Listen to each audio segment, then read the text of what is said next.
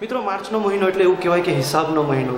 વેપારીઓ પોતાના આખા વર્ષ દરમિયાન કરેલા હિસાબનો વ્યવહાર આ મહિનામાં પૂરો કરે છે અને વિદ્યાર્થીઓ આખા વર્ષ દરમિયાન કરેલી મહેનતનો હિસાબ આ મહિનામાં પૂરો કરે છે, એટલે કે બોર્ડની પરીક્ષાઓ. હા મિત્રો, આજે ચર્ચા છે આપણી આવનાર બોર્ડની પરીક્ષાઓ.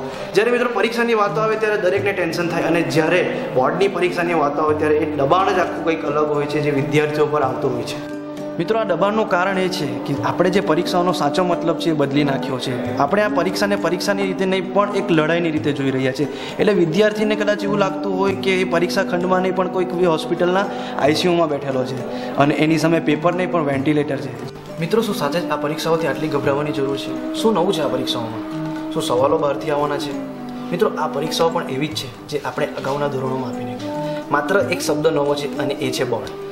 મિત્રો, પેપર સારા જવા કે ખરાબ જવા એ સમયની વાત છે. એક વિદ્યાર્થી તરીકે આપણું કામ માત્ર એટલું જ છે કે હવે પછીના સમયમાં સારી મહેનત કરીને આ પરીક્ષાને સારી રીતે આપવી, કારણ કે જીવનમાં આવનાર સવાલો આ પરીક્ષાના સવાલો કરતાં ખૂબ જ મોટા છે અને જીવનમાં આવનાર મુશ્કેલીઓ આ પરીક્ષાની મુશ્કેલી કરતાં ખૂબ જ મોટી છે.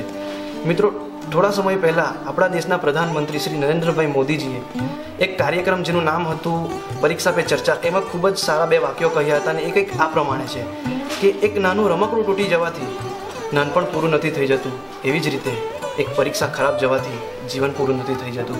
મિત્રો, જીવનનું નામ જ છે ચાલતા રહેવું, હસતા રહેવું. મિત્રો, પરીક્ષાનો ધ્યેય જીવનમાં આવનાર મુશ્કેલીઓ સામે આપણને તૈયાર કરવાનો છે, એટલે પરીક્ષાઓથી ગભરાવાની જરૂર નથી. અને અંતે વિદ્યાર્થીઓને મારે એટલું જ કહેવું છે કે જે ઇમોજીસ, સ્માઇલીવાળા ઇમોજીસનો ઉપયોગ આપણે વોટ્સએપ કે અન્ય સોશિયલ મીડિયા પર કરીએ છીએ એને ખરેખર હવે જીવનમાં લાવવાની જરૂર છે અને ખુલ્લા મને તથા હસતા મોઢે આ પરીક્ષાઓ આપવાની જરૂર છે. મિત્રો, આ વિડીયો જોવા માટે તમારો ખૂબ ખૂબ આભાર અને આ વિડીયો બનાવવા માટે અમને આટલી છૂટ આપનાર શ્રી જનતા માધ્યમિક શાળા ખેરગામનો ખૂબ ખૂબ આભાર. અને આવનારી બોર્ડની પરીક્ષાઓ માટે બધા વિદ્યાર્થીઓને અમારા તરફથી, મારી અને મારી ટીમ વતી હાર્દિક શુભકામનાઓ.